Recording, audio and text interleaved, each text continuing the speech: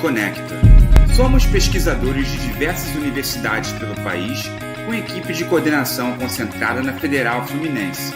Nosso trabalho visa o enfrentamento da desinformação, com ponderação e reflexão embasados no saber científico.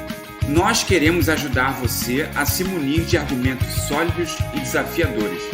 Abriremos um curso de combate à desinformação recheado de conteúdo imprescindível para os dias atuais.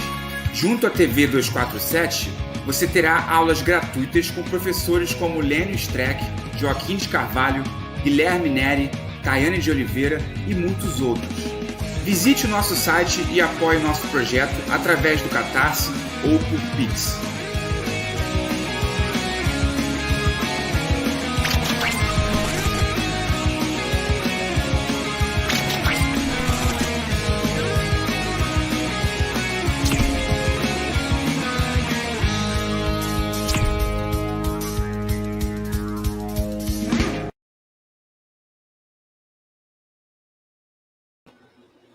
Olá, pessoal. Boa noite a todas e todos. Começando aqui nosso curso formador de agentes de combate à desinformação.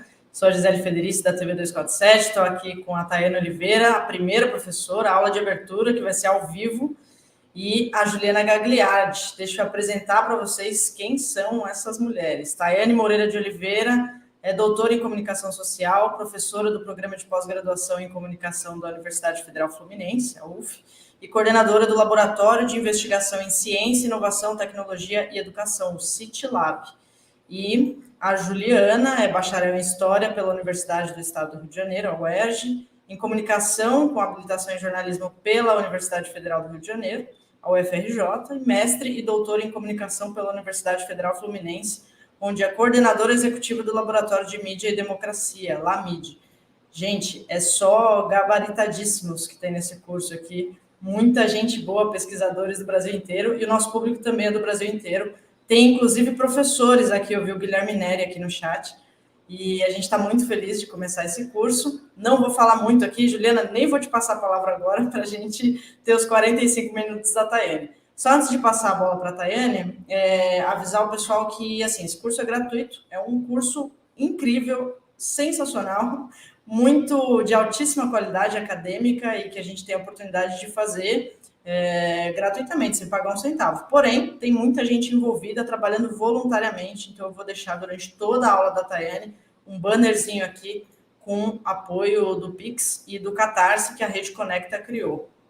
Tudo isso aqui foi criado pela Rede Conecta, que é dirigida pelo Reinaldo Aragon. Ele bolou todo esse curso, teve toda a ideia do curso, teve a ideia da parceria com a TV 247, ele vai aparecer aqui em algumas aulas. E depois, essa aula é ao vivo, vocês podem aqui deixar seus comentários, suas perguntas, e depois a gente vai estar aqui, Juliana e eu, junto com a Tayane, para responder perguntas de vocês, tá bom? Vão deixando suas mensagens.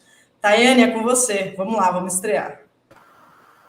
Obrigada, Gisele, é um prazer enorme estar aqui com vocês. Antes de iniciar a aula, eu gostaria de agradecer imensamente essa parceria que a gente tem desenvolvido com o 247. É fundamental a gente ter esse espaço aqui junto à audiência tão qualificada como é a audiência do 247 para falar de um fenômeno tão complexo que é a desinformação. Né? A gente tem algumas iniciativas acontecendo no Brasil e no mundo de combate à desinformação, mas elas têm muitas limitações, né? E ter esse espaço aqui no canal é de grande importância, porque amplia o conhecimento que tem sido desenvolvido na universidade para um público mais amplo, né? Para um público maior, para além dos muros da universidade, que é o que de fato se propõe a esse curso, né? Por isso que ele é gratuito, vai ficar gravado, e ele não se limita apenas aqui a essa audiência. Tem outras iniciativas acontecendo posterior a essa rodada de curso do módulo, que tem como um propósito gerar reflexão sobre esse fenômeno complexo que é a desinformação. Eu trouxe aqui uns slides para poder auxiliar a minha fala. Vou projetar aqui.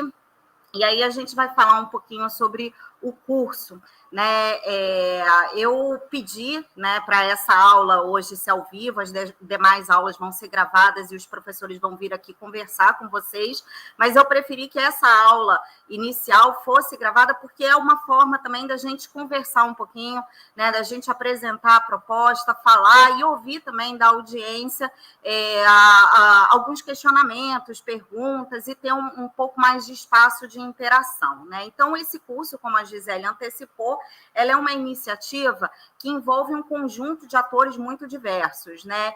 São atores do campo científico, né, da academia, são atores da mídia, principalmente dessa mídia qualificada do campo progressista, que é de grande relevância para esse momento que a gente enfrenta de disseminação de desinformação, e conta com alguns apoios de agências de fomento, mas para discussão em torno da produção de investigações, de pesquisas voltadas para entender esse fenômeno da desinformação. Então, foi uma iniciativa que reuniu os pesquisadores, né, de diferentes áreas do conhecimento, e que a gente vai trabalhar um conjunto de questões aqui com vocês, né? Esse curso ele está dividido em 2 módulos principais. Esse primeiro módulo, que vai acontecer aqui na TV 247, são 12 aulas, né, com professores altamente qualificados, e ele se desdobra em 4 eixos principais. O primeiro deles é entender o fenômeno da desinformação. A desinformação é muito mais do que taxar verdade ou não verdade, é um fenômeno muito mais complexo. E durante essa primeira parte do módulo, eu, né, aqui nessa aula, o professor Lênio Streck e o professor Roberto Cante de Lima, vamos discutir um pouquinho sobre esse fenômeno de disputas sobre a verdade que tem acontecido, que tem se desdobrado aí e que a gente tem vivido hoje no nosso dia a dia. Na segunda parte desse curso, a gente vai falar um pouquinho sobre essas ferramentas de linguagem e trazer algumas questões sobre o comportamento no contexto de desinformação, com a participação do professor Guilherme Neri, o Wagner Machado e o João César de Castro Rocha. Num terceiro momento, vão ser mais 3 aulas para falar sobre o ecossistema midiático na produção de sentido no contexto da desinformação, com participação do Mário Vitor Santos, do professor Afonso Albuquerque e Joaquim Carvalho, porque eu acho que é um eixo extremamente importante para a gente discutir. A gente costuma-se atribuir a desinformação a mídias sociais, a outros agentes, outros atores, mas pouco discute o quanto que a desinformação também está presente dentro de um ecossistema midiático e jornalístico. Então, esse eixo ele vai trazer um pouco dessas discussões, discutindo fact-checking, discutindo o papel e a responsabilidade da mídia no processo também de circulação de desinformação. E, por fim, a gente tem um 4º eixo, que é voltado para discutir tecnologias na informação e comunicação no enfrentamento à desinformação, com participação do professor Sérgio Amadeu, do professor Marcelo Montenegro e da professora Aline Paz, da computação. No segundo módulo desse curso, ele tem uma atuação muito mais prática, que é a consolidação dessas brigadas de combate à desinformação. Essas iniciativas, elas precisam ganhar capilaridade junto à população. Então, essas brigadas de combate à desinformação são um sistema que busca conciliar um controle estratégico, participação, centralização e capilaridade da comunicação, utilizando ferramentas de inteligência artificial e educação. É uma forma de administrar uma rede grande de interlocutores capazes de distribuir uma informação bem qualificada, né, e combater a desinformação, sempre prezando por questões de soberania digital e a democratização do conhecimento, que são 2 eixos centrais que a gente precisa preservar, né, e precisa lutar em favor desses esses 2 elementos fundamentais para o que a gente pretende retomar enquanto democracia para o nosso país. A minha aula de hoje, ela tem como uma proposta discutir um pouquinho a agenda de guerra no combate à desinformação e a crise epistêmica como um projeto político. Eu tenho desenvolvido pesquisas sobre desinformação científica desde 2017, 2018, né? Então, a parte dos exemplos que eu vou trazer aqui ao longo dessa minha exposição, dessa minha parte expositiva de aula, traz muitas discussões sobre a desinformação científica, mas que são aplicadas também em outros contextos, principalmente a desinformação política. A gente, dentro da comunicação, da ciência, a gente costuma partir do pressuposto de que existe um problema de diálogo junto à população. Durante muito tempo, as instituições científicas se consolidaram como uma instituição de prestígio, uma instituição epistêmica, e o que seriam essas instituições epistêmicas? São instituições capazes de produzir conhecimento, disseminar desinformação e que pautam políticas públicas, que pautam decisões políticas. E a ciência, ela se consolida como uma instituição de prestígio entre as demais. No entanto, a forma como ela foi se construindo, ela foi se estruturando num diálogo interno. Então, os pesquisadores, os cientistas, eles costumam produzir conhecimento para dialogar com eles mesmos, para poder produzir conhecimento, contribuir para as suas áreas dos seus próprios campos de conhecimento, e tem sido apontado essa necessidade de uma ampliação de um diálogo, principalmente num contexto de crise de verdade, no qual a gente vive agora, no qual a noção de verdade tem sido cada vez mais disputada. Eu acho que o que a gente tem vivido hoje na guerra da Ucrânia mostra bastante o quanto essa verdade tem sido disputada.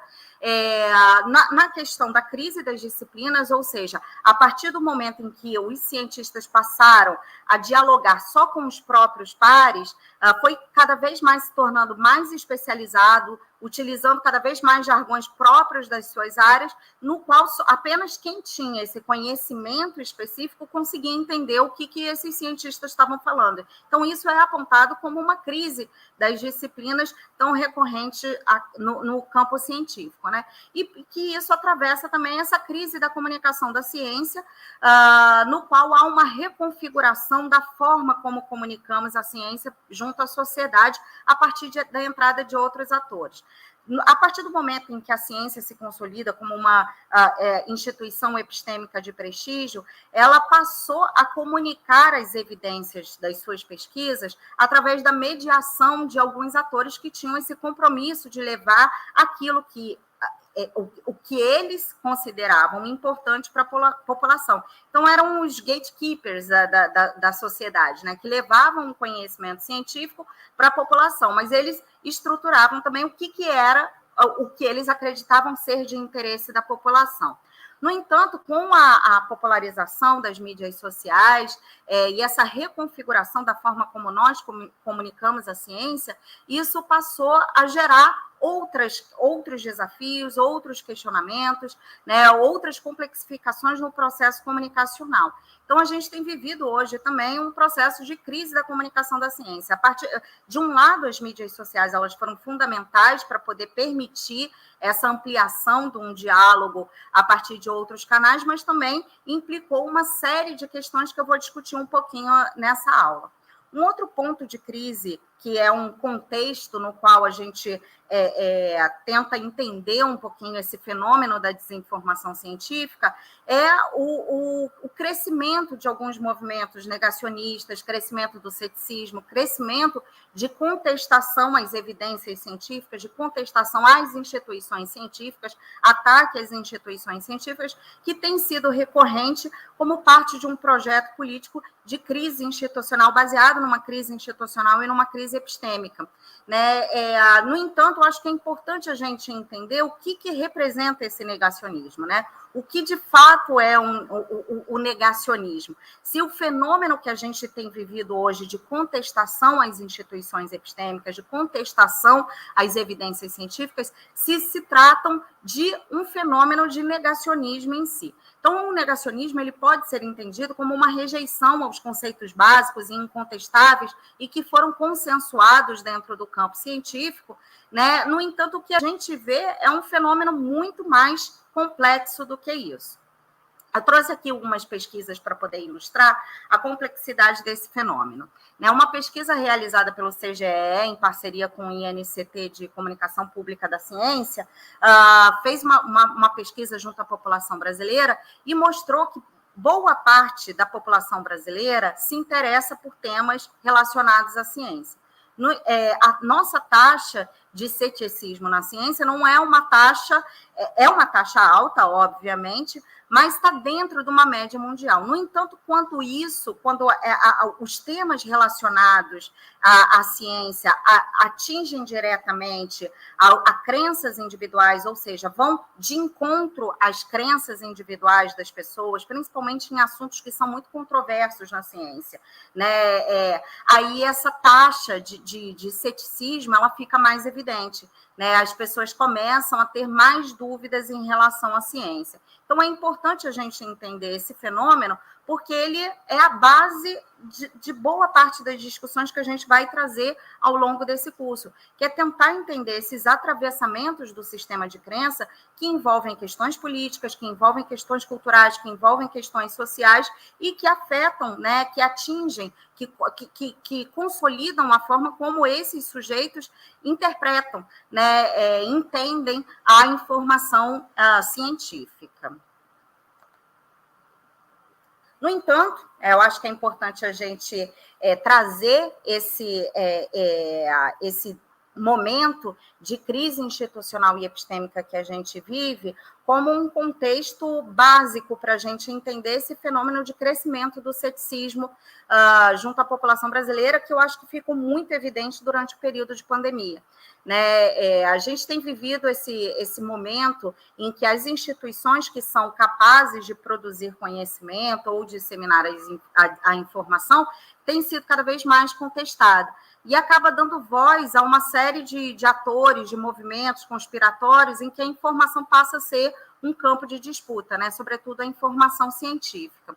E por que eu tenho argumentado que isso é parte de um projeto político? Porque essa forma de estimular essas disputas sobre a informação diminui também as chances de mobilização coletiva, fragmenta as ações coletivas, a participação cidadã no processo de deliberação, no processo de discussão política, e vai diminuindo essa possibilidade que a gente tem de uma mobilização coletiva dos cidadãos, Um outro ponto central do que eu tenho argumentado nas minhas pesquisas é que a gente tende a acreditar que o atual governo é a causa dessa crise. Apesar de inúmeras manifestações que a gente tem tido, gripezinha, falas institucionais, posts de órgãos do governo federal falando sobre a eficácia da cloroquina e a ineficácia de vacinas, por exemplo, que foi algo bem recente que a gente viveu, que a gente viu, que a gente vivenciou nas redes sociais. Apesar disso, o atual governo não é a causa dessa crise institucional epistêmica, acaba sendo a consequência dessa crise institucional epistêmica. Por quê? Porque essas instituições elas já tiveram um papel duvidoso, um papel que foi além das suas funções de produzir conhecimento, tensionando a sua própria função no sentido de entrar em outras esferas que não condiz à sua própria responsabilidade. Com isso, há uma fragilização do entendimento sobre essas instituições, da confiança sobre essas instituições. A gente viu isso, por exemplo, pensando que as instituições epistêmicas são aquelas capazes de produzir conhecimento, disseminar informações, a gente viu o envolvimento, por exemplo, da mídia junto no processo do impeachment da Dilma, a gente viu o papel do judiciário, a gente viu o quanto que essas instituições, que seriam instituições garantidoras do produzir conhecimento ou pautar decisões políticas a partir de um conjunto de valores, o quanto que as suas próprias atuações anteriores fragilizou esse momento das instituições, desse momento de crise sobre as instituições. Além disso, quando a gente olha para o campo científico, a gente vê que esse processo de contestação às instituições, ele está sendo acompanhado também de uma intensificação de um neoliberalismo junto às instituições científicas. Por exemplo, desde 2015, a gente tem acompanhado cortes cada vez mais severos para as instituições de pesquisa, né? Ao mesmo tempo que temos acompanhado também esse processo de deslegitimação dessas instituições, deslegitimação desses atores, né? E, ao mesmo tempo, um impulsionamento nesse processo de desestatização, ou seja, retira a forma de dar fomento para esses pesquisadores, né, para os cientistas produzirem esse conhecimento, ao mesmo tempo em que se retira o papel do Estado como garantidor de fomento para gerar conhecimento e impulsiona eles a buscar recursos para outros caminhos, né, para interesses privados, para empresas privadas. Então, esse processo de desestatização que a gente vive também tem colaborado com essa fragilização das instituições, e que é importante a gente trazer isso para justamente pensar que estratégias a gente deve tomar nesse momento, principalmente nesse momento de mudança do quadro político, né, nesse momento de eleição que a gente está na luta para uma mudança da conjuntura nacional, né, pensar nesse fortalecimento institucional. Como eu falei anteriormente, né, o que a gente vive hoje é mais do que uma negação da ciência em si, é mais do que falar, olha, isso não é verdade, isso não existe, eu nego o que está sendo colocado. A forma de construção nesse fenômeno, né, de estímulo à crise institucional como um projeto político, crise institucional e epistêmica como um projeto político, vai se utilizando, vai construindo a sua forma de se apropriar, né, do conhecimento, de valores científicos e de signos científicos como uma forma de validar, né, essas novas autoridades científicas. Ou seja, é mais do que chegar e falar, não, nego a ciência e aqui é uma nova autoridade para poder falar de conhecimento, né?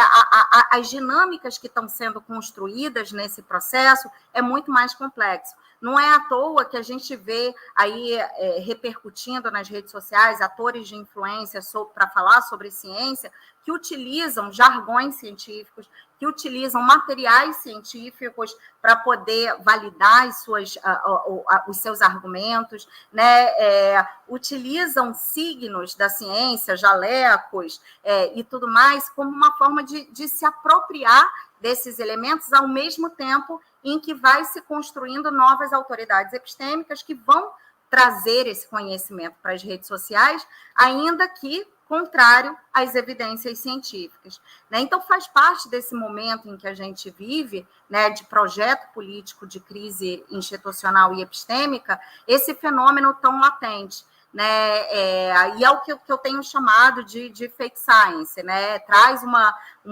evidências científicas, elementos científicos contrários às evidências científicas, né? E nesse processo, enquanto um projeto político muito bem alinhado, a gente vê também sujeitos, né, sendo convocados para assumir cargos de alta gestão, né, que não têm essa especialização, que não são considerados experts em ciência, né, ou que não têm o domínio técnico-científico para falar de áreas específicas, assumindo cargos, né, ao mesmo tempo em que subvertem a lógica, né, que se apropriam dos elementos, que mentem sobre os seus currículos, né, e se torna algo tão recorrente nesse momento em que a gente vive hoje. Quando a gente fala de desinformação científica, existe uma agenda que tem sido colocada, que é uma agenda de guerra, né, que está para além do que a gente tem vivido hoje em relação, quer dizer, está para além não, né, tá muito alinhado, né, mas essa construção de uma agenda de guerra em que a gente precisa resolver com urgência é algo muito perigoso para a nossa democracia. né, mais do que mais do que precisar combater essa agenda de guerra, a gente precisa entender que mais do que combater a desinformação, a gente precisa entender que agendas de guerra estão sendo colocadas sobre essa ideia de combate à desinformação, que suspende toda a racionalidade e toma medidas, né, muitas vezes autoritárias, em nome de combater um inimigo oculto que a gente mal consegue conceituar. Né? Eu acho que o que a gente tem vivido hoje em relação à Rússia e Ucrânia mostra bem o quanto que essa agenda vai para além, a agenda de guerra vai para além da guerra em si. Né? O caso, por exemplo, das plataformas digitais impedindo curtidas ou compartilhamentos, notificando o usuário, né, de que a Sputnik é um canal estatal, né, a União Europeia retirando a RT de circulação no território. Tudo isso é muito complicado, né? São medidas extremamente autoritárias que são colocadas em torno dessa noção de que, olha, existe uma guerra híbrida, existe uma guerra informacional, existe uma guerra narrativa, e para combater isso, eu acabo com isso, né? Eu censuro, eu liquido, né? Eu evito que esses atores que vão trazer discursos não hegemônicos, não tradicionais, tenham um espaço de visibilidade e tragam as suas narrativas sobre fenômenos extremamente complexos na nossa sociedade. Então, essa é algo que a gente precisa ter cuidado quando vai falar sobre desinformação, né? Não comprar o discurso da agenda de guerra podendo suspender qualquer tipo de racionalidade em nome de combater esse inimigo oculto que é a desinformação. A desinformação, ela costuma ter duas formas, né, duas chaves para o seu entendimento em termos de definição conceitual, né? De um lado, as pessoas tendem a compreender a desinformação como uma informação intencionalmente feita para engano. No entanto, né, a medida da intencionalidade é algo extremamente complexo. A gente vive em sociedades inquisitoriais em que o pressuposto da culpa é muito maior do que da inocência, principalmente se você não faz parte de um circuito, né, de um círculo hegemônico que tem o poder da fala. Né? Então, em sociedades inquisitoriais, e a gente já viveu isso na nossa história muito recente, né? Por exemplo, na ditadura militar, o quanto que tivemos cientistas, pesquisadores, intelectuais, artistas perseguidos em nome de uma intencionalidade, né? Em tentar comprovar a intencionalidade que esses sujeitos tinham de contestar um sistema vigente. Então, essa construção da intencionalidade é algo muito perigoso para a própria democracia, né? E que a gente precisa estar atento, principalmente nas discussões sobre a regulação sobre a informação. E uma outra chave para entender a desinformação é em torno dessa ideia de legitimação epistêmica, né? Ou seja, se utiliza essa noção de autoridades para falar a verdade como uma forma de deslegitimar o outro, reforça a sua autoridade para dizer a verdade, ao passo que deslegitima a autoridade do outro para falar a verdade também. Então, são jornalistas de mídias tradicionais que acusam o outro de não falar a verdade, né? De produzir fake news. É o outro que não é o democrático, especialmente se for russo ou chinês. Né? É o outro como a causa do problema dessa ruptura de uma ordem informacional, como se a informação tivesse um ordenamento bem delineado, né? Como se não fosse um espaço de constante disputa, né, que é o que a gente vive hoje. Então, essas duas chaves são fundamentais para a gente tentar entender que ações têm sido feitas para o combate à desinformação. Existem, na literatura científica, existem inúmeras tentativas de definir e entender a desinformação, né, ou as fake news. De um lado, há um conjunto de pesquisadores buscando tentar identificar padrões de linguagem, tipologias, classificação, né, títulos, erros, fontes, formas que acabam dando uma legitimidade para aquilo que está sendo produzido a partir de modelos muito consolidados, estruturas muito consolidadas, né? E existem outros pesquisadores que têm apontado para diferentes tipologias, tentando fazer a distinção entre fake news, misinformation, disinformation, ou seja, misinformation é aquela má informação, desinformação é desinformação intencionalmente feita para o engano, e por aí vai. No entanto, quando a gente traz isso para a desinformação científica, o negócio começa a ficar um pouquinho mais complexo, né? Por quê? Porque a ciência, ela, no final das contas, ela não produz verdades, ela produz evidências, né? E essas evidências, elas são fundamentais para pautar, ou deveriam ser fundamentais para pautar decisões políticas, né? No entanto, nesse processo entre produzir as evidências e pautar as políticas públicas e as decisões públicas a partir dessas evidências, é um processo extremamente complexo, que envolve um conjunto de atores, que envolvem outro conjunto de disputas sociais, políticas, econômicas e interesses, muito mais delicado aí nesse processo, né, de produção de informação. Então, quando a gente traz isso para o campo da desinformação científica, para tentar entender a desinformação científica, a gente vê o quanto que isso é muito mais complexo, né? Principalmente quando a gente vê, e isso foi muito recorrente durante a pandemia, o uso de determinados elementos para poder validar aquela desinformação, para poder dar uma sensação de que aquela desinformação era uma verdade, né? Então, durante a pandemia, a gente... Certamente, muitos de vocês se depararam, né, com mensagens no WhatsApp, mensagens no Telegram, em outros canais, em outras mídias, com logos de instituições científicas, ou falando sobre acionando algum ator com alcunha de doutor para falar sobre determinado assunto, né, que ia de encontro às evidências científicas vigentes, que faz parte desse processo do qual eu falei anteriormente, nesse contexto de apropriação desses elementos de signos científicos, de valores científicos, como uma forma de construir novas autoridades epistêmicas, né, de produzir novas autoridades para poder pautar, para poder validar, né, os seus argumentos.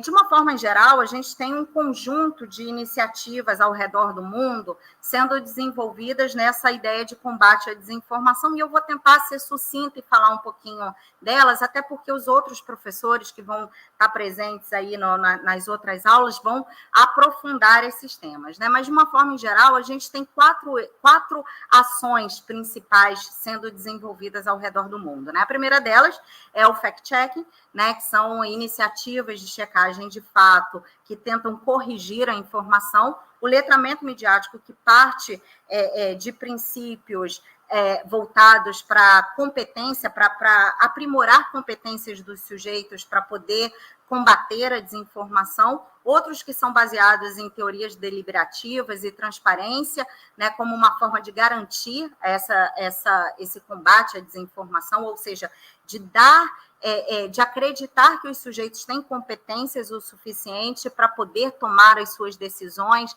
para poder saber o que é desinformação ou não é desinformação a partir de um conjunto de informações válidas, né? E movimentos de regulação.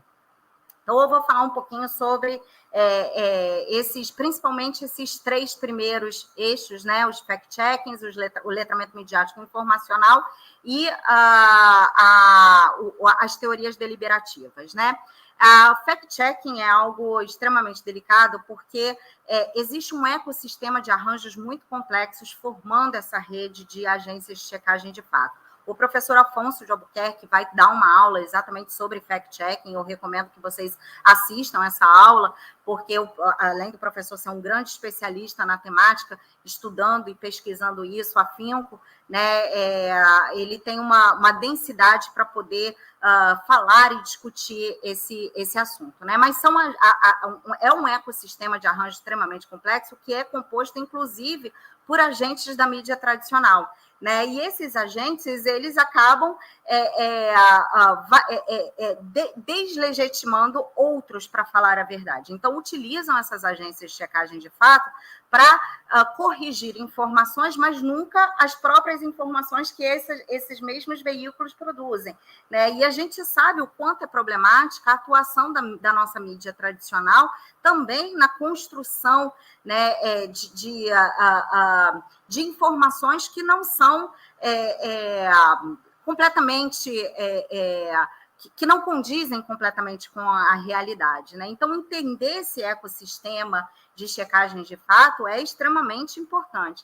Além disso, as pesquisas têm mostrado que as iniciativas de checagem de fato têm um alcance muito pequeno do que a própria desinformação em si, né? Outras pesquisas também têm apontado que a forma como essas agências de checagem de fato validam, classificam o que é desinformação, tem colaborado, tem corroborado para que os sujeitos passem a desacreditar também naqueles títulos que são verdadeiros, né? Ou seja, passam a desacreditar também na notícia, na informação verdadeira. Então, são elementos fundamentais para a gente tentar entender essas dinâmicas, né, do consumo informacional a partir do que é produzido de informação nessas agências de checagem de fato. E um outro fenômeno que eu acho que é bem mais, que é tão complexo quanto, que é o uso das notícias checadas apenas quando aquilo vai ao encontro do que o sujeito acredita, né? Então, quando eu falei lá na frente sobre o sistema de crença dos sujeitos, sobre o ceticismo, é fundamental para a gente entender a forma como os sujeitos, né, como os usuários utilizam essas informações que são checadas. Eles só compartilham aquilo que vai validar o seu próprio argumento. Aquilo que é contrário ao seu argumento, há uma rejeição, né? Além de uma recorrência de contestação também ao próprio viés dessas agências de checagem de fato, muito em função dessa aproximação que essas iniciativas têm com a própria mídia tradicional. Então, essa forma, né, esse ecossistema, acaba criando outras legitimações de autoridades epistêmicas, ou seja, as agências de checagem de fato, elas passam a atuar também como novas autoridades para falar a verdade. No entanto, elas são segmentos da mídia tradicional, né? Se a gente for entender, por exemplo, a partir de uma noção de cauda longa, são nichos de mercado, né? São oportunidades de negócios que se colocam, no qual essas próprias empresas, né, de mídia tradicional vão criando segmentos para poder garantir o seu papel de autoridade para falar a verdade. Eu recomendo um texto, né? Como eu falei, o professor Afonso ele vai fazer uma aula aqui, né? Eu recomendo esse texto, que é um capítulo de livro, né? Que provavelmente está disponível na plataforma do ResearchGate do professor, que é Quem Vigia os Vigias, né? Que eu acho que é uma discussão muito interessante. A partir do momento em que essas agências de checagem de fato, essas iniciativas de checagem de fato vão construindo essas suas novas autoridades epistêmicas, se consolidando como novas autoridades epistêmicas, quem que vai controlá-las, né? Quem que vai ser a autoridade que vai dizer que o que eles definem que é verdade é de fato verdade ou não, né? Então, tudo isso é extremamente complexo e ainda vai ser muito discutido. A outra forma, né, que eu falei, daquele conjunto de 4 ações centrais, né, movimentos centrais que têm sido desempenhados no combate à desinformação, se baseia nas teorias deliberativas. Né? As teorias deliberativas pressupõem que os sujeitos possuem as capacidades necessárias para a tomada de decisão sobre o consumo informacional, né? E que que nós, instituições, propiciamos, né, um conjunto de informações que vão auxiliá-los nesse processo de tomada de decisão sobre o que é verdade ou o que não é verdade. E a gente tem e é extremamente complexo, e eu vou falar um pouquinho sobre isso, né? De uma forma em geral, essas teorias deliberativas, elas acabam se manifestando a partir de dois conjuntos discursivos, né? O primeiro deles é a crença de que a divulgação científica é uma forma de combate à desinformação. Quanto mais trouxermos desinformação científica, falarmos sobre ciência, é uma forma de dar competências, de dar informação qualificada para os sujeitos e eles tomarem a sua própria decisão. E um outro eixo que tem sido muito recorrente é a apresentação da transparência como uma forma de enfrentar a desinformação, né, como uma forma de garantir um conjunto de informações robustas no qual o sujeito ele passa a ter acesso e, a partir disso, definir, ele mesmo ter a condição de definir o que é verdade e o que não é verdade.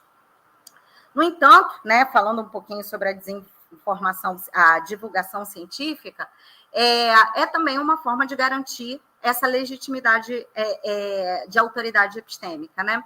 Durante muito tempo, a divulgação científica ela foi colocada, né, como um meio de levar o conhecimento ao outro. Tinha essa ideia, né, que é chamado de compreensões de uma racionalidade deficitária, ou seja, que reconhecia o sujeito como um leigo que não tinha o conhecimento científico necessário, o suficiente, e que o divulgador de ciência era o responsável por levar esse conhecimento aos sujeitos. No entanto, isso já foi muito discutido no campo da divulgação científica e já tem sido completamente ultrapassado, né? Apesar de recorrentemente ouvirmos divulgadores científicos falarem sobre essa ideia de levar o conhecimento ao público, isso já tem sido muito debatido entre os estudiosos de divulgação científica. E existem outras racionalidades que têm sido incorporadas a essa noção de divulgação científica e que são fundamentais para a gente pensar estratégias futuras para discutir essa forma, né, de levar, de desenvolver, de construir o conhecimento junto à população. A primeira delas é essa ideia de que o compromisso que o cientista tem, né, como uma dívida junto à sociedade. Ele recebe uma dádiva, a dádiva do conhecimento, e vai ter essa dívida eterna de fomento, de financiamento estatal, o que quer que seja, tem uma dívida junto à sociedade de pagar, né,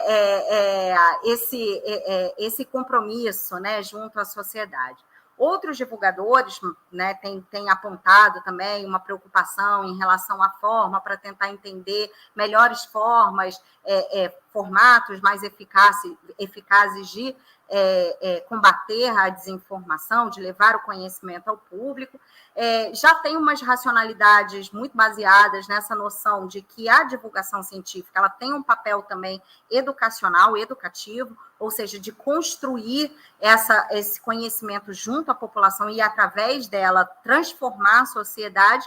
E, recentemente, a gente tem ouvido com uma forma muito mais forte, né, muito mais evidente, essa noção de que o divulgador científico, o cientista e o divulgador científico, eles também são atores de uma esfera pública, né, de uma esfera deliberativa. Então, devem ocupar também esses espaços deliberativos, né, devem se reconhecer enquanto agentes políticos e estarem desenvolvendo discussões e pautando debates junto a essas instâncias deliberativas. No entanto, a gente tem algumas limitações, né? Como eu falei lá no comecinho, a reconfiguração dessa esfera pública ela tem propiciado uma série de desafios aos divulgadores de ciência, né? Principalmente a esfera pública digital. A gente vive, e eu acho que durante esse período de guerra ficou muito latente o papel das plataformas digitais em dar visibilidade àquilo que quer ser mostrado ou não, o que deve ser mostrado ou não, a autonomia que tem sido dada, o poder que tem sido dado a essas plataformas em torno da visibilidade, em torno de decidir o que é verdade ou o que não é verdade, isso tem sido um grande desafio para os divulgadores de ciência, né? Então, a partir dessas mediações algorítmicas que fazem parte dessas plataformas digitais, a gente tem um alcance muito pequeno de divulgação científica perto de toda uma estrutura, de um ecossistema extremamente, um arranjo complexo, extremamente consolidado, né, e com agentes financeiros envolvidos, no qual dá visibilidade a atores que vão de encontro, né, à ciência, que vão de encontro às evidências científicas. Então, isso é importante para a gente pensar os limites da divulgação científica, porque tem se apresentado como um desafio gigante para todos nós, né?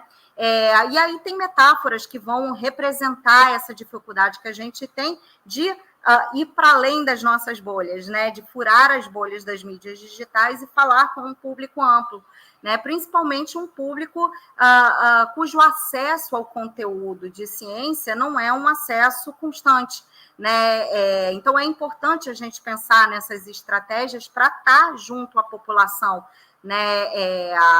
E utilizar das ferramentas que são possíveis e do conhecimento científico que temos produzido na universidade para estar em contato junto à população, principalmente a população mais vulnerável, que tem mostrado, as pesquisas têm mostrado que acabam se tornando também de vulnerabilidade social, que acabam também se tornando vulneráveis informacionais. Então, isso é extremamente importante para a gente pensar em futuras estratégias. E, além disso, a gente está enfrentando esse fenômeno de ataque, né, às instituições científicas, ataque de contestação às evidências e tal, que tem uma proporção, principalmente vindo de lideranças, que tem uma visibilidade muito maior do que nós, cientistas, né? Então, isso se coloca como desafios extremamente complexos.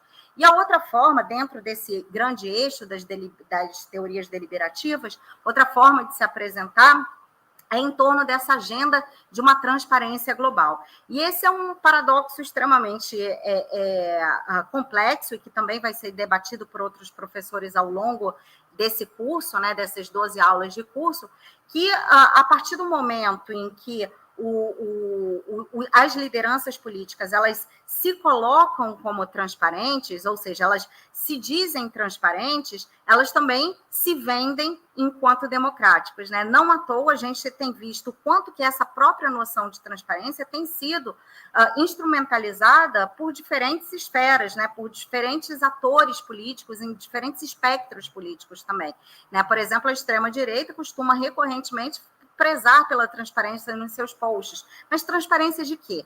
Né? Daquilo que eles colocam como o que eles desejam que seja transparente. O que não deseja fica escondido, mas se apresentar como transparente é uma forma de se apresentar como legítimo e democrático. Então, é um paradoxo extremamente complicado, né? E que a gente não pode simplesmente comprar essa agenda da transparência de uma forma sem pensar, sem debater, né, o que representa essa transparência. Outras pesquisas também têm apontado, algumas discussões têm apontado, que esse excesso informacional, né, que, por exemplo, a OMS colocou o termo de infodemia, que nem é um termo mais adequado para a gente falar dessa complexidade de circulação de informação, né? Porque pressupõe que existe um antídoto para combater, né? Uma vacina que vai combater a infodemia ou que vai imunizarmos, melhorar a nossa, nos imunizar nesse processo complexo de circulação de desinformação. Mas, enfim, né? Pesquisas têm apontado e têm discutido que esse excesso informacional acaba sendo completamente complicado para o cidadão comum filtrar, né, aquilo que é relevante num conjunto informacional extremamente complexo, extremamente robusto, que requer conhecimentos computacionais para poder ter um tratamento adequado, né, uma análise adequada desse conjunto de informações, né? E, além disso, tem um ponto da transparência que eu acho que é fundamental de ser debatido, que é a própria perda do controle das próprias comunidades têm nesse processo de abrir as informações, né?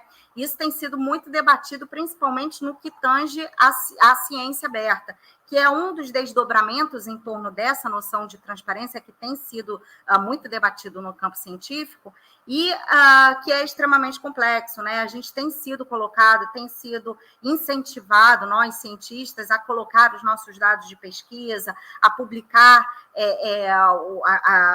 o que temos coletado de dados, né? Como uma forma de estimular essa ciência aberta, de ampliar o conhecimento, de democratizar o conhecimento, o uso da democracia, do conceito de democracia também é algo extremamente disputado. E dentro dessa noção, né, de ciência aberta, que é chamada de um movimento complexo, movimento de movimentos em torno da ciência aberta, tem uma experiência aqui que eu acho que é bem ilustrativa para a gente entender o quanto que essa transparência tem limites, né? E o quanto a gente precisa debater esses limites da transparência. Por exemplo, a OCDE-NET realizou uma experiência em diferentes comunidades, em vários países, né, para debater com essas comunidades como eles entendem esse movimento de tornar os dados abertos, acessíveis e transparentes, né, os dados que são produzidos junto às comunidades. Na África do Sul, as comunidades indígenas associaram essa abertura de dados a um processo de expropriação colonial de terras e de conhecimento, muito em função de toda uma trajetória colonial na África, né? No Quirguistão, as crianças e professores tiveram um pouco de temor, né, e desconfiança sobre essa abertura dos dados devido ao histórico de autoritarismo no país. E as comunidades de movimentos sociais ativistas na Argentina optaram por não abrir os dados que eram produzidos nessas experiências por medo de perseguição política. Então, quando a gente vive em contextos autoritários, né, em contextos iliberais como o que a gente tem vivido hoje, essa abertura de dados é extremamente complexa, né? E, sobretudo, na dependência que a gente tem de sistemas externos, sistemas internacionais, sistemas comerciais, que propiciam essas infraestruturas para a gente depositar esses dados abertos, essa transparência toda, sem uma soberania digital, né? Acaba que vira um processo de colonização de dados a partir dessas plataformas de interesses privados, né, sob essa agenda de que precisamos abrir esses dados, precisamos torná-los acessíveis para democratizar o conhecimento. Então, isso são outras questões extremamente complexas, né? O terceiro eixo que eu vou falar, eu imagino que o meu tempo de aula já esteja quase no fim, que é a questão do letramento midiático e informacional. O letramento midiático e informacional, ele tem essa ideia de que é possível criar iniciativas para poder dar acesso e estimular competências, né, fornecer competências, fornecer capacitações para o desenvolvimento de competências desses sujeitos para analisar, criticar e produzir materiais midiáticos. E é bem interessante essa proposta, obviamente, mas também tem as suas limitações, né? Primeiro que atribui o papel, principalmente quando isso é debatido junto às escolas, né, junto às escolas de educação de base, a responsabilidade que o próprio professor tem de entender esses processos midiáticos, né, de entender essas disputas que eu estou discutindo agora, né, que eu falei anteriormente. E isso é mais uma responsabilização diante de um momento que a gente vive de cada vez mais precarização do ensino, né, de excesso de trabalho para os professores, né? Então, isso é extremamente complexo e que a gente precisa pensar em como solucionar esse problema, né? Além disso, é importante a gente ressaltar que essa crítica midiática, ela é a base do que tem sido discutido num projeto político e liberal que a gente vive hoje, que tem sido muito recorrente na extrema-direita, né? O criticar a mídia, a partir do momento que você critica, o problema reside em, ao criticar, o que se oferece como solução. né? Quando a gente vai entender esse fenômeno do letramento midiático informacional, principalmente pós a BNCC, a Base Nacional Comum Curricular, que foi aprovada recentemente, que reconhece o ensino de linguagens midiáticas como parte da estrutura do currículo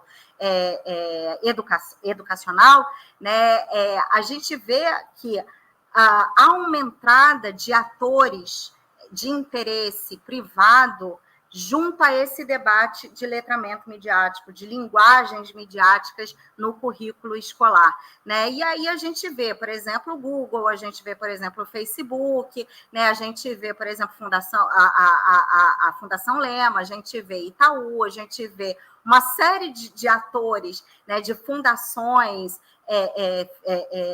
financeiras, de oligopólio tecnológico, pautando esse debate de letramento midiático e informacional, entrando nas escolas e se apresentando como soluções após criticar, né? Após desenvolver essa competência de crítica à mídia, se coloca como solução para ensinar competências, né, sobre um fenômeno tão complexo quanto a comunicação na contemporaneidade. E tem outras questões também que têm sido debatidas nos artigos científicos que mostram que o problema ele não é necessariamente educacional, mas ele tem uma base de um sistema de crença, né? E tem uma base de comportamento ali que é fundamental para a gente tecer estratégias no futuro, né? Por exemplo, a gente tem pesquisas mostram que os sujeitos eles compartilham aquela desinformação, mesmo sabendo que é uma desinformação, porque aquilo vai ao encontro do que ele acredita, né? Ele compartilha porque ele tem medo de se sentir de fora de uma pauta que está sendo colocada nas mídias digitais. Então, para poder se sentir parte do que está sendo debatido, ele compartilha aquela informação, né? Além disso, eles se sentem portadores quando se deparam com uma desinformação, por exemplo, que pouca gente tem acesso, né? Eles se sentem portadores de uma notícia privilegiada e compartilham com seus grupos para poder aumentar o seu capital social dentro da sua própria rede de relações.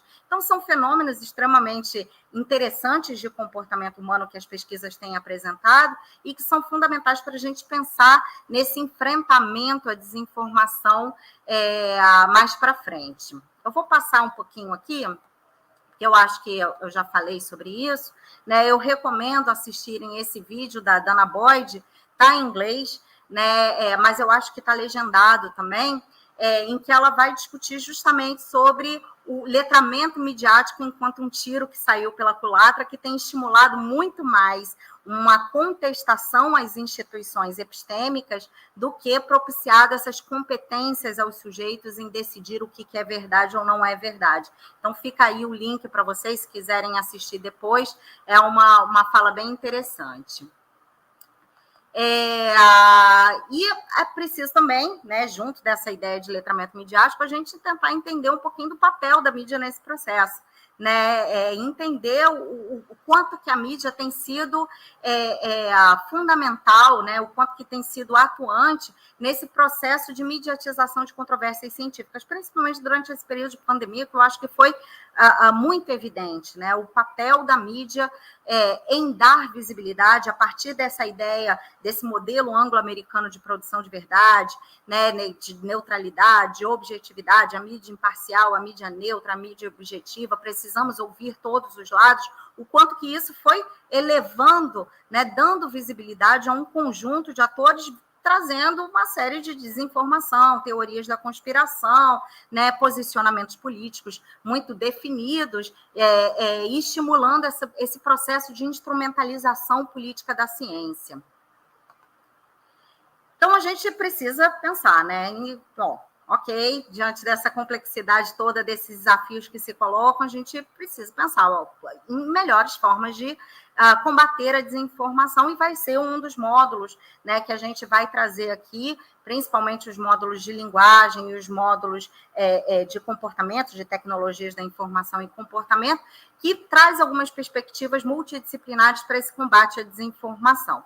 Né, a gente tem apontado, os estudos têm apontado que retratações e verificações de fato têm um alcance muito menor, né, e que é importante trazer avaliar a crença, né, como uma causa-alvo antes da retratação, para estimular essa reflexão desses sujeitos diante daquela informação, aquela desinformação que eles se deparam. Então, o processo de correção da desinformação, ele deve ser associado à reflexão. E é em função disso que a gente trouxe esse módulo, né, esse primeiro módulo de discussões teóricas, de reflexões sobre a desinformação, para entender a complexidade do fenômeno. Né? Outras pesquisas têm mostrado também que a ênfase no erro faz com que a pessoa se lembre muito mais da informação equivocada do que a própria correção em si.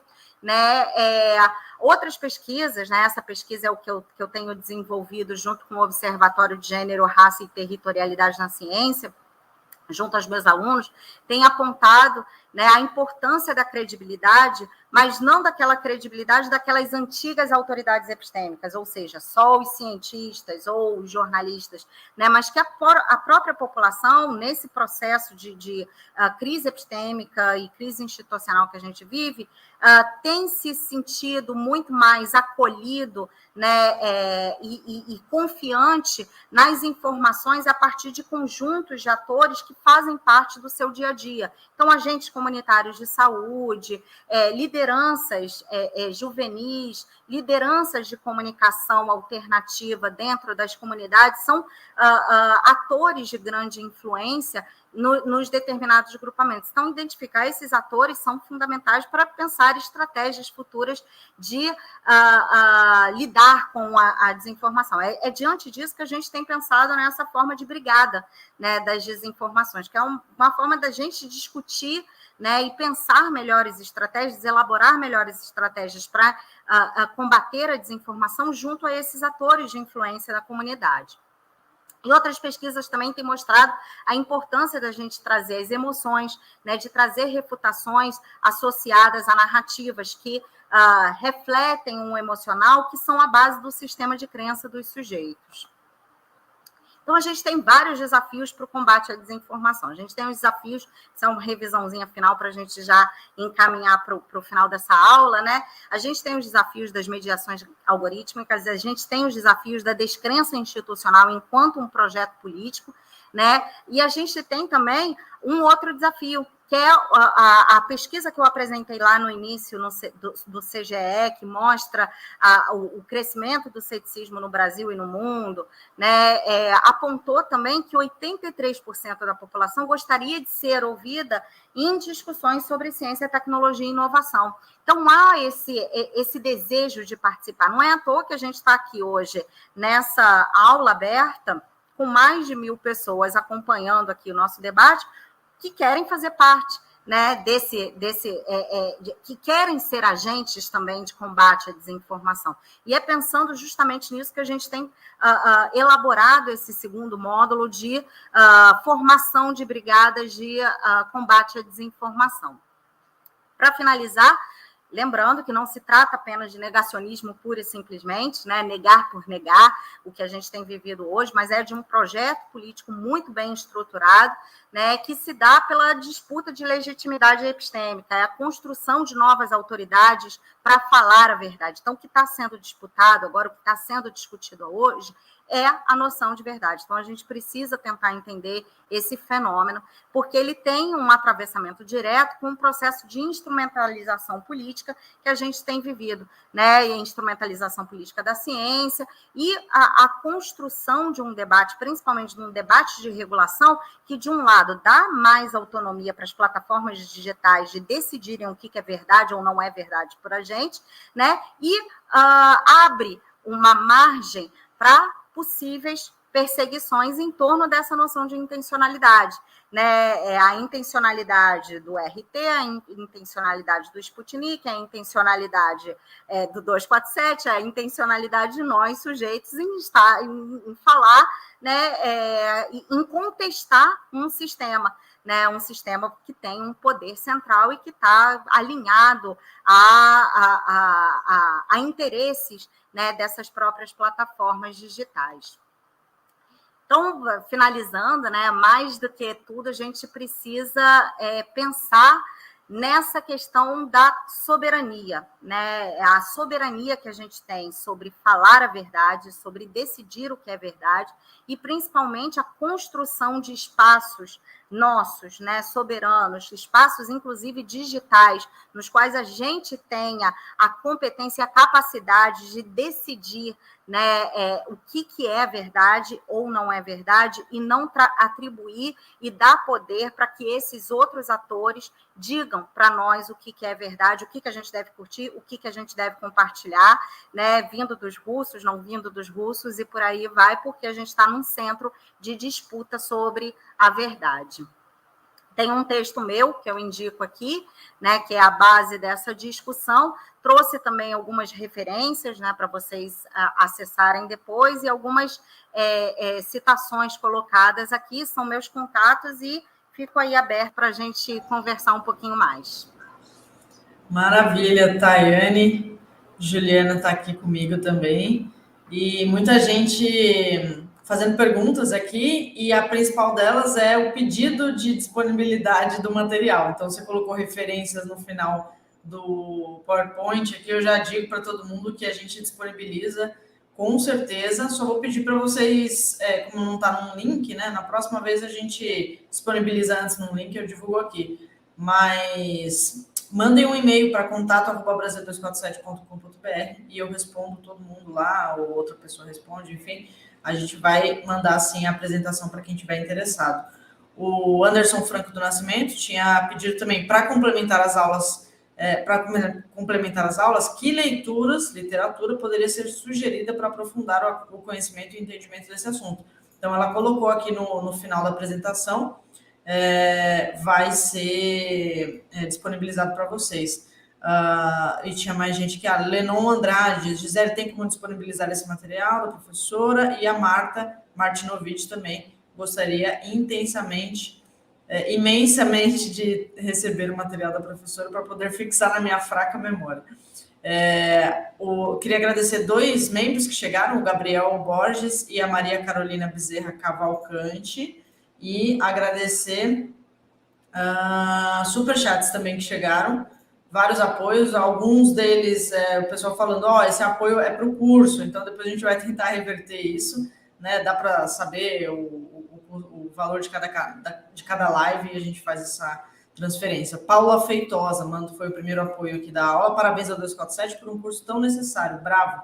Ângela Aguiar, contribuição para o curso, parabéns ao 247, obrigada, abraço, Gisele. Elizabeth Coutinho, minha contribuição para o curso. Rosa Bom mandou também uma contribuição. TPC Melo, parabéns pelo curso tão necessário. Beto Cadilli também mandou um apoio, sem mensagem. Soraya Borges, obrigada, e várias carinhas aqui de flores, mãos e beijinhos. Professora Nádia Araújo, parabéns pela iniciativa. E Lila da Silva, que mandou um super sticker também, um apoio aqui para a gente. Eu vou passar para a Juliana, que eu falei demais já, e depois eu vou trazer algumas perguntas aqui do público que eu separei. Fala, Ju. Boa noite, Tayane, boa noite, Gisele, boa noite para todo mundo que está assistindo a gente.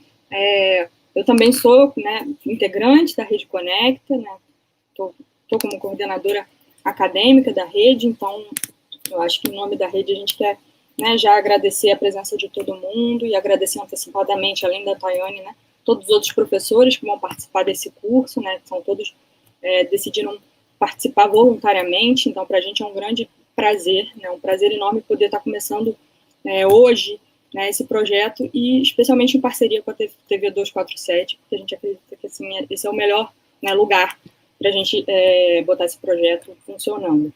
Né, mas para não tomar muito tempo, né, que está curto da nossa discussão, eu até pensei em várias perguntas, mas eu vou fazer uma muito simples, né, que eu acho importante para iniciar, né, esse diálogo aqui, e depois a gente abre o espaço para o público, se for o caso, eu volto em breve, né.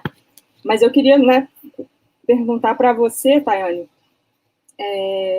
a sua aula, ela parte, né, de um conceito que é o de crise epistêmica, né, só que o conceito de crise epistêmica é um conceito muito acadêmico, né, ele tem uma cara extremamente, né, acadêmica, né, para a gente que que faz parte desse meio, mas eu penso que seria interessante para a gente começar esse diálogo agora, se você pudesse explicar um pouco mais exatamente o que significa isso, né, e mencionar alguns exemplos práticos mesmo do que essa crise epistêmica significa na prática, né, do que pode ilustrar essa crise na prática, né, e também o que está nas origens dessa crise. Existe algum marco temporal, né, para a gente falar que isso começou a acontecer, ou é um tipo de ação que sempre aconteceu e tomou força por alguma razão específica? Vou começar com isso. Perfeito, Juliana. Obrigada pela pergunta. Realmente, né, a gente tem uma tendência muito grande, às vezes, é o que eu falei lá no comecinho da aula, né? Essa crise do diálogo.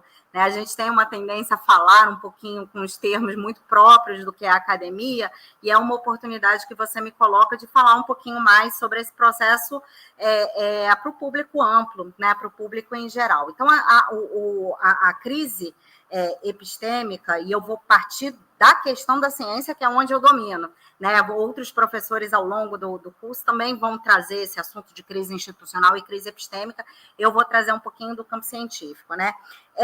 A gente parte da ideia de que existem instituições dentro do nosso sistema democrático que têm a função, que têm a responsabilidade de produzir evidências para tomada de decisão, né? Então, essas instituições que se estruturam em torno do produzir verdade, produzir conhecimento. Verdade não, porque é um conceito extremamente complicado, subjetivo, né? Não é difícil definir, né, o que é verdade, afinal das contas, mas produzir conhecimento, produzir evidências, se pautar numa série de consensos dentro daquele conjunto de sujeitos que fazem parte dessas instituições, dessas comunidades, para poder auxiliar nas decisões políticas. Então, isso são consideradas instituições epistêmicas. E quais seriam essas instituições epistêmicas? A gente tem algumas no nosso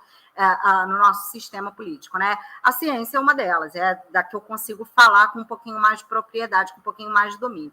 A mídia seria outra, não por produzir conhecimento, mas por ter essa função, né, ou que deveria ter essa função de ser um mediador entre a sociedade, levar aquelas informações, que está sendo desenvolvido por atores, por experts dentro dessas instituições, para poder pautar um debate público, ou seja, ter essa característica do mediador da sociedade, né? O sistema jurídico seria outro, né, que se baseia em torno de uma série de acordos, né, do que deveria ser um consenso, né, o que deveria ser, vamos colocar aqui muito entre aspas, a verdade jurídica, para poder definir, para poder pautar, para poder decidir sobre alguma questão de interesse público. Então, essas são as instituições epistêmicas. A gente tem outras, né? Por exemplo, organizações não governamentais são um tipo de setor, né, da sociedade que também produz conhecimento e que também é capaz de pautar o debate público, né, entre outros. No campo científico, aí você me fez a pergunta sobre o marco temporal, que eu acho que é algo extremamente complicado, né, complexo demais e bem interessante. Marco temporal não existe, assim, por exemplo, na ciência, pensando a instituição, a ciência como uma instituição epistêmica que se consolidou como uma de maior prestígio entre as outras instituições epistêmicas, né, desde a década de 70, a gente tem inúmeros momentos, né, inúmeras contestações às evidências desses atores junto à sociedade. Então, a gente poderia dizer que, desde lá, a gente já vive um processo de crise epistêmica, né? Um início dessa crise epistêmica. Agora, o mais interessante é que essa contestação às instituições científicas, né, às evidências científicas que estavam sendo produzidas, elas tinham um fundo de muito relevante, né, que era justamente uma contestação ao papel dessas instituições científicas em questões extremamente delicadas, como, por exemplo, a Segunda Guerra Mundial, como, por exemplo, a energia nuclear, né, e a relação desses cientistas junto a outros atores da sociedade, principalmente junto a um lobby político, né? Então, quando a gente pensa nessa relação dessas instituições e quando elas se tensionam no seu encontro, é o que propicia esse processo de crise, né? De possibilitação de crise, né? De potencial crise. E é lógico que a gente viu esse agravamento ao longo do tempo, né? Principalmente com a entrada de outros atores na discussão sobre ciência, por exemplo, né? E hoje a gente vê isso sendo construído, sendo consolidado de uma maneira muito mais intensa, né? Então não dá para a gente definir um marco temporal para esse tipo de crise institucional, né? Mas a gente consegue ver vestígios de quanto essa crise já vem atravessando, né, o debate sobre essa relação entre instituições científicas, sociedade e outros atores e outras esferas da sociedade, como atores políticos, esfera política e etc., já há bastante tempo.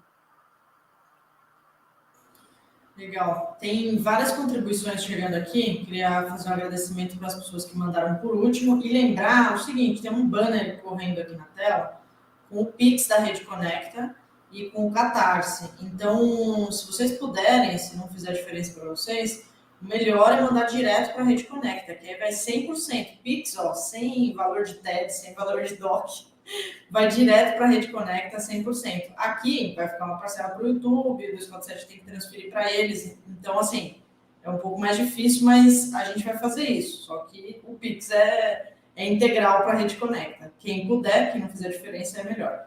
Márcio Doni Campos diz, explicar a epistemologia é epistêmico, por favor.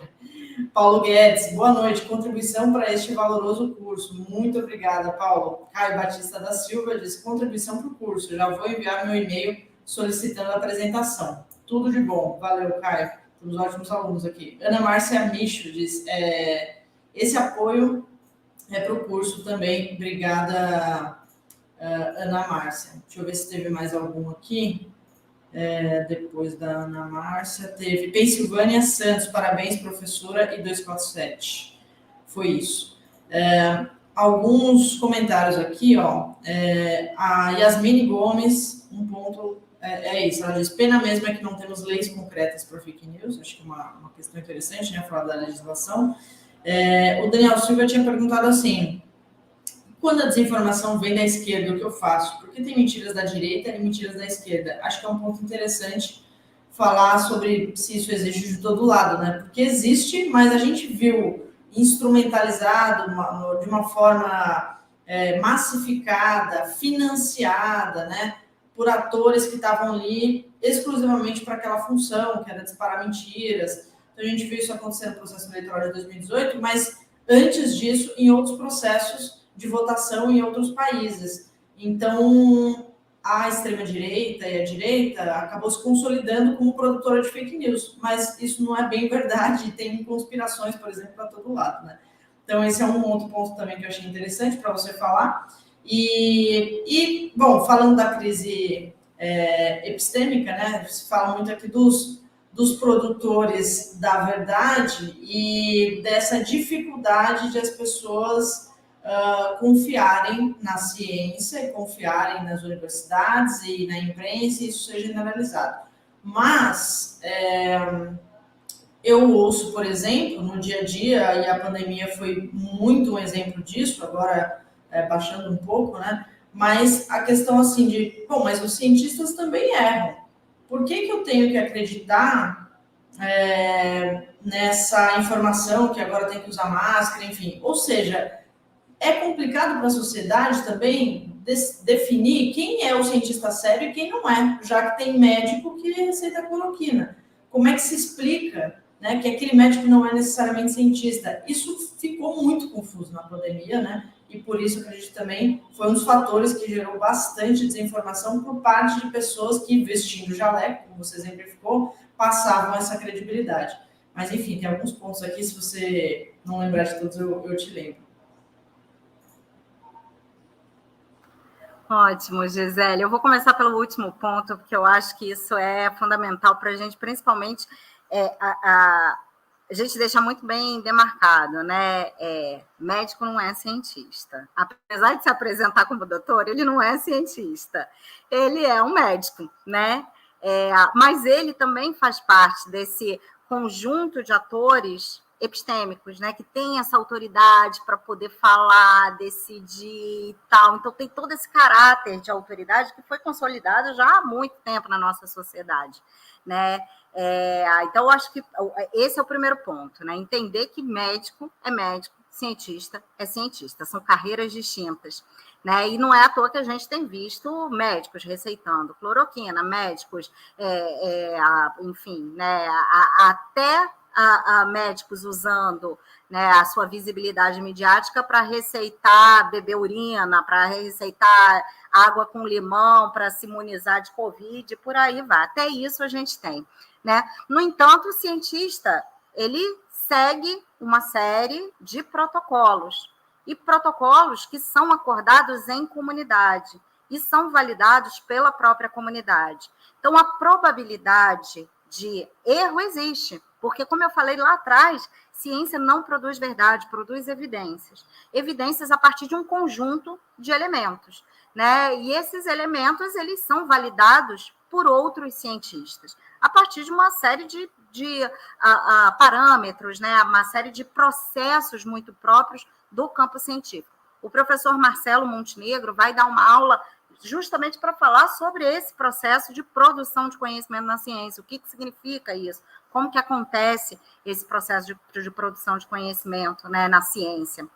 Então, é importante a gente entender, nós cientistas estamos passíveis de erro? É claro que estamos passíveis de erro, né? Afinal de contas, a gente não está produzindo verdade, a gente está produzindo evidências a partir de um conjunto de elementos que a gente analisou naquele determinado momento e que outros pares, ou seja, outros cientistas, viram, conferiram e acharam que estavam condizentes. Então, é assim que a ciência funciona, né? É passível de erros, obviamente é passível de erros, né? Mas a probabilidade de errar diante de um conjunto de elementos é muito menor em função de toda uma estrutura que é constituída dentro do campo científico para evitar erro, né? Para evitar qualquer tipo de problema, principalmente quando tem essa complicação, né? Essa relação com humanos, né? Diretamente, ou seja, tem uma série de protocolos para poder desenvolver vacina dentro dos laboratórios, medicação dentro dos laboratórios, né? E por aí vai. Passíveis de erro sempre somos, né? Aí, qual foi a outra pergunta? Desculpa, Gisele. Esquerda e direita. Esquerda, direita. Eu acho que você já explicou muito bem, né? Existem...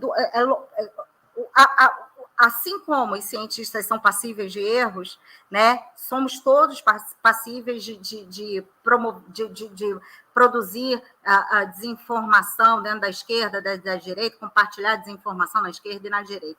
O que a gente tem visto, enquanto parte de um projeto político muito bem construído de disputa sobre a narrativa de verdade, é a organicidade com que o espectro político mais alinhado à direita e à extrema-direita possui, né, nessa disputa, né, de informação, principalmente a partir não só dos meios digitais, né, nas plataformas digitais, nas redes sociais, mas que tem, inclusive, um conjunto de mídia como suporte, né, suporte legítimo para falar a verdade, né, o uso da própria mídia para poder falar a verdade. Então, a organicidade do movimento de circulação de desinformação que acontece na extrema-direita, né, e o conjunto de atores, a capilaridade que se tinha, principalmente na relação com sujeitos no processo de compartilhar, curtir, comentar, é muito coeso, né? Muito consolidado. Coeso não, mas consolidado e distribuído. É isso que a gente não tem na esquerda, né? Mas, enfim, acho que você acabou falando muito bem e explicou muito bem essa questão desse fenômeno de esquerda também produz desinformação, sim, mas a organicidade do projeto político sobre um espectro da extrema-direita, ele é muito diferente do que pode acontecer em espaços da esquerda. Legal. A Miriam Andrade diz aqui, Gisele, essas aulas ficaram gravadas. Miriam, esse mesmo link que você está assistindo, esse vídeo vai ficar disponível aí, né? Ele está ao vivo agora, mas depois você pode divulgar esse mesmo link para quem você quiser, que o vídeo vai estar inteiro aí. Ela também tinha dito antes, eu tinha separado um comentário dela aqui, que ela queria mais exemplos de fake news ou como sugestões de como combatê-los. Isso vai acontecer ao longo do curso, né? E tem coisas aqui que a Tayane trouxe que ela mesma anunciou que outros professores vão aprofundar mais. Então, isso vai acontecendo ao longo do curso. Essa é a paciência de se fazer um curso de 12 aulas. Vocês vão aprendendo gradualmente aqui.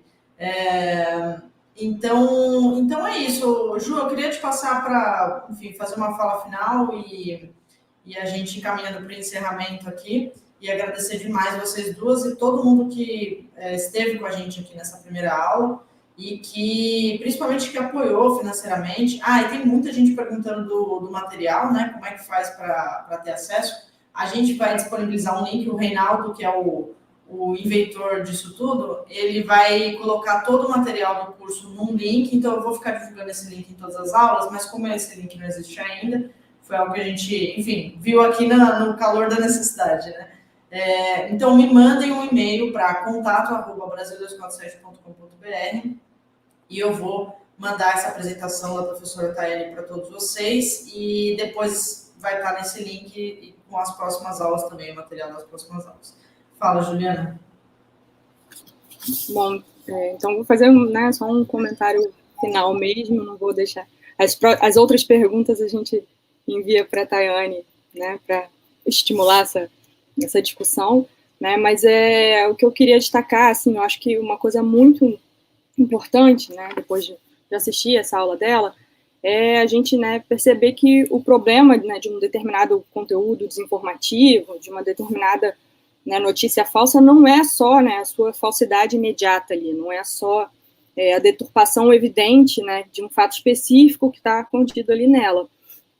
Mas é justamente esse contexto que coloca isso como parte de um projeto de poder, né? A Tayane abordou isso na aula, eu acho, né, importante destacar, porque, assim, para além de um tema específico que seja alvo, né, de desinformação numa determinada hora, isso indica muitas vezes, como ficou claro na aula da Tayane, uma reação, uma visão de mundo, né? E a tentativa de substituir, né, essa visão de mundo por uma outra. Então, todo esse movimento que vai tomando força no contexto em que a gente está, né, faz a gente pensar que ele vai emergir como um movimento, né, talvez, né, que fique para as próximas discussões, de reação ao período de governo mais progressista que aconteceu antes, né? Então, aí a gente consegue enxergar que isso começou mesmo antes do atual governo, que foi algo que ela também tocou, né? Então, por exemplo, se a gente for pensar lá quando o Temer assumiu, já teve um evidente movimento ali de desmonte, né, com uma série de reformas de inspiração neoliberal, com o início ali do desmantelamento de várias políticas sociais, né, e claro que isso tudo tomou muita força com o governo atual. Então, para além, né,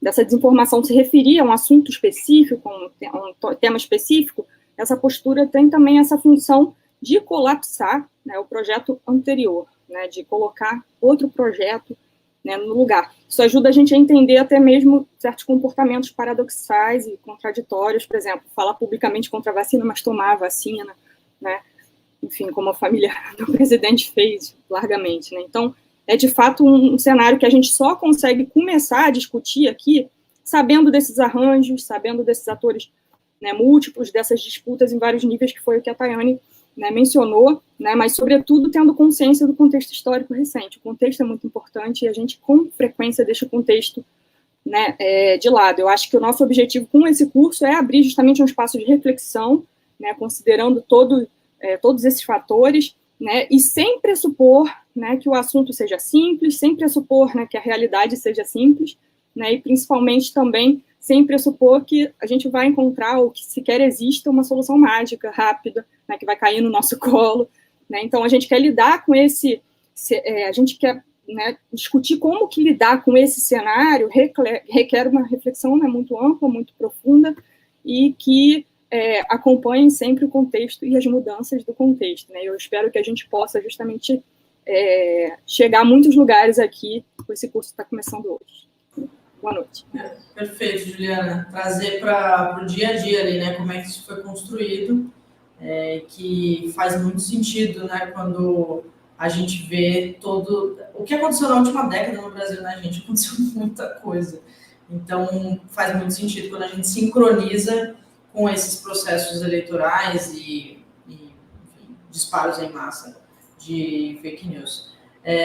Gianete Urtasun manda aqui no superchat, parabéns pela estreia do curso, bela iniciativa, e o Márcio Doni mandou um outro aqui, acho que ele reformulou a frase aqui, dizendo, explicar a epistemologia para entender epistêmico, por favor, que a Juliana até trouxe essa questão para a Tayane, né, que assim, o que é epistemologia, afinal? Então, a ciência, né, Tayane? Eu passo para você se despedir também e comentar aqui o Márcio. Excelente, Márcio. Obrigada aí pelo comentário. Não vou conseguir, nesses meus minutinhos finais, explicar a epistemologia, uma longa tradição que a gente tem para poder discutir, mas de uma forma geral, sendo muito sucinta, né, a importância que a gente tem de entender o processo de produção de conhecimento. Né? Não é isso que significa epistemologia, mas, de uma forma em geral, é entender o conhecimento, né? O estudo sobre o conhecimento.